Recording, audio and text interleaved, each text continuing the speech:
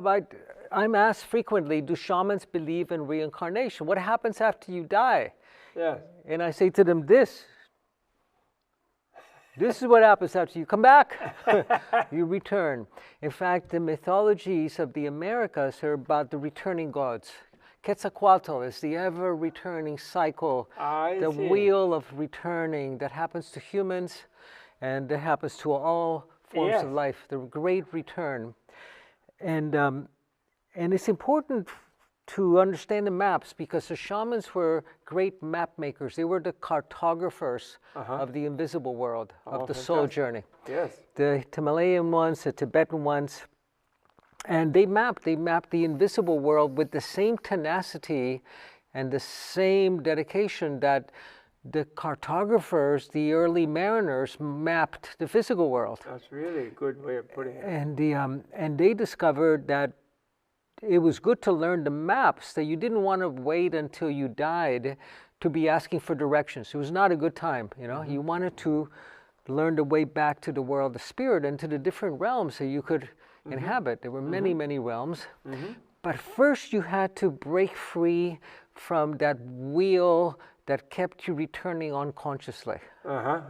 And that was the task of the shaman, breaking free from that automatic return. You know, I have a friend of mine that invited me to his wedding. They wanted me to perform the ceremony. And it was his 5th wedding. And I said to him, do you remember what you asked me to do to you if you ever looked at a woman again or even wanted to marry one? And said, no, but it's different, Alberto. You have to meet her. We had dinner. She was a brunette version of the last one. Very nice woman. And I said to him, you have to work on, instead of looking for the right partner, you have to work on becoming the right partner. Absolutely. And he didn't like it. He uninvited me to his wedding. And then 5 months later, he calls me back and says, why did you let me do it? Because the same with reincarnation. If you do not wake up, grow up, show up, in the process, you're caught in the unconscious return to the same kind of life, the same kind of relationship, the same kind of suffering. You got to learn the lesson or you keep repeating the grade. That's really great. And that was the basis of the great, what they call the great medicine, the great jaguar medicine, to break free from that cycle of unconscious return. But you had to know the maps. And the maps were really quite simple but elegant, so that in the invisible world mirrored the visible world. So there were 5 realms. The first realm was the stone people realm. The realm of the stone people, perfectly beautiful place if you happen to be a stone. Dull, dense, thick, no light before the coming of the light, darkness. Right. The second realm was the plant people realm. After the coming of the light, after the dawn, light place, you become but this is where we go to purge, to cleanse. Great place for plants. But shamans could also journey there if they needed a particular plant medicine from one of their patients. And find one, right. And so here you have the mineral kingdom, the plant kingdom, and then the animal kingdom, the animal spirit world. And the spirit world of the animals, where the saber-toothed tiger, the spirit of the tiger, still lived, and the dinosaur, everything that has lived. And the quality of this realm is that you're conscious, and it's a perfectly beautiful place for most of the animals. But there's the notion that they have collective souls, that the wolf returns back to the wolf clan, to the wolf spirit. Whereas in the 4th plane, the plane inhabited by humans, by whales, and by dolphins. Oh, really? The same ones that don't have a death program in their DNA. I see. This realm that we share with these amazing creatures, you have individuated. You have an individual soul, an individual luminous body that the wolf doesn't have. The wolf returns back to the collective wolf consciousness in the mythology. Right. That's interesting. And then that was the 4th realm where you could go to the village of the ancestors to visit your biological family or to visit the villages that we belong to, because we come from villages where we reincarnate to serve a mission and to serve a purpose. But we recognize each other. You know, I met you. I said, "We're brothers. We've known each other forever." You know. Sure. Yeah. And in one life you were a Mayan shaman healer, and another one I was a Tibetan monk somewhere. Sure. Very likely. So we've been born many times over and over, but we reincarnate as a village that shares a common mission, and particularly at this time in the history of the planet, where we need to bring about a great leap in evolution. Yes. That's the fourth world, and the fifth world is a world of our becoming, of possibility. These are the diamond realms. These are the crystal realms. These are the world of future possibilities. Yes, yes. And the notion is that to get to that world, you have to participate in creating it. In the same way that our beautiful blue-green planet Earth, life appeared here, created by ancient shaman masters who dreamt it into being.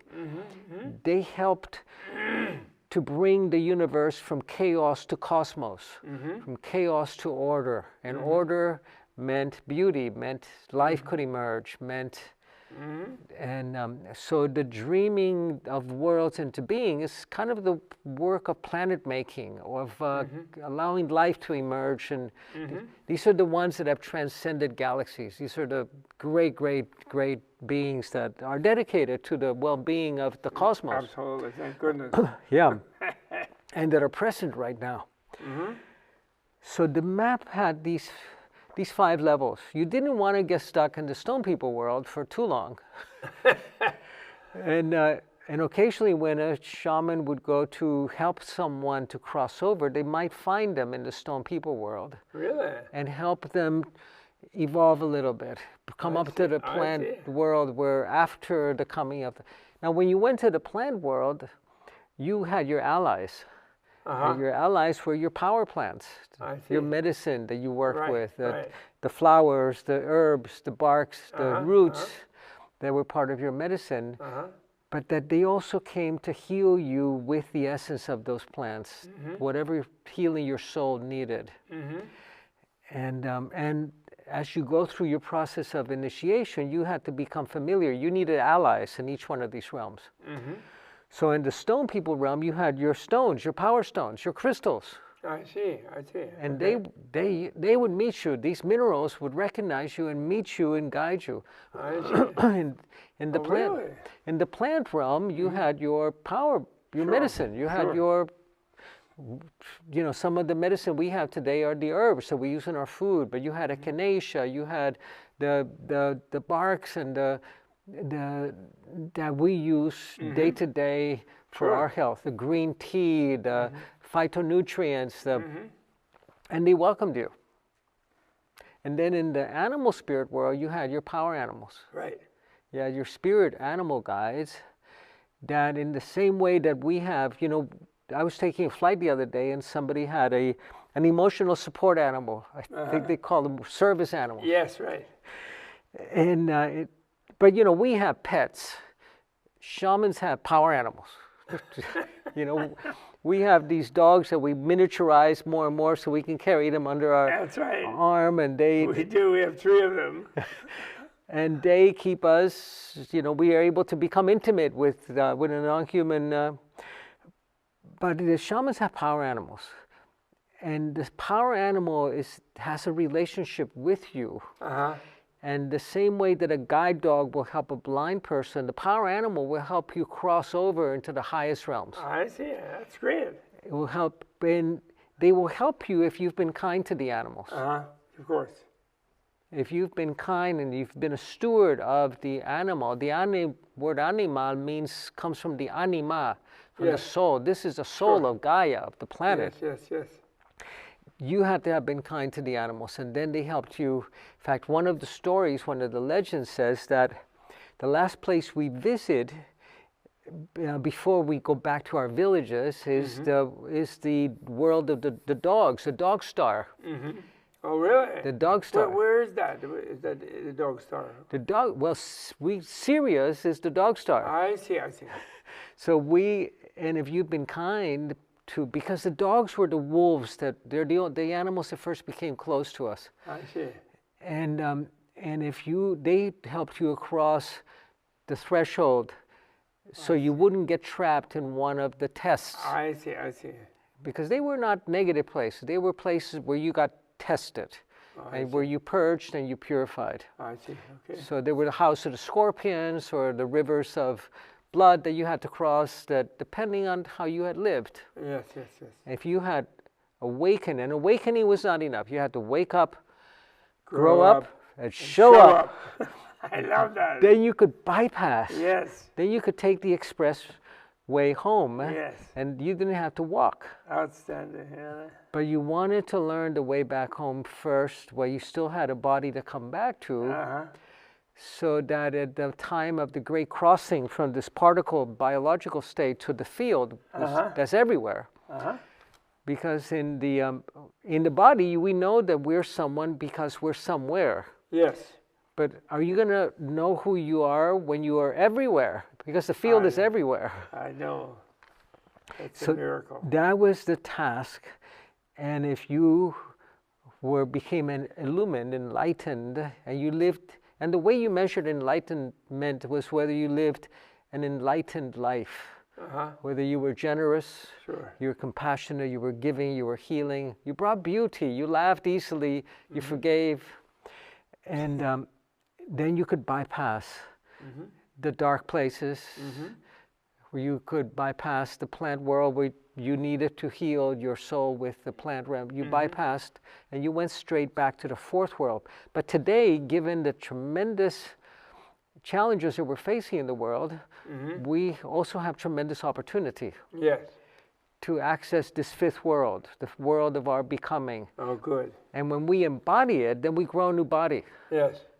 That's informs the biology, it informs your genetics. Yes. A new body that becomes virus-proof and that can live long, live healthy. A new body that is resilient. Oh, And that's wonderful. It's not just a state of consciousness. It expresses itself in the biology. Oh, sure. Yeah, it has to. Absolutely. And but before you did that, you had to recover the parts of your soul that you had lost as a result of trauma. Whether it be a child abuse that occurred, or sexual abuse, or birth trauma even. Birth is not easy. Of course not. Or if you were born into a family that was not safe, part of you held back. There's a Hopi story that we have a twin, we have like an astral twin. Really? And that when we're about to be born, this astral twin looks out of the womb to see if it's safe. Oh, really? Is it a good family? Is it safe? And if it is, it says to the other half, come. Really? And if it's not, then part of you does not get born, and you never belong in this. You feel you don't belong. I always felt that I didn't. Yeah. And then you go on the quest to become whole. And in the shamanic tradition, in my tradition, you recover that lost soul part. So I want to begin with that, with the journey of soul recovery. But here we go down into the lower world. Yeah. See, when the Spanish arrived, the conquistador arrived, they talked about the heavens, and that this is where the divine was. Yeah.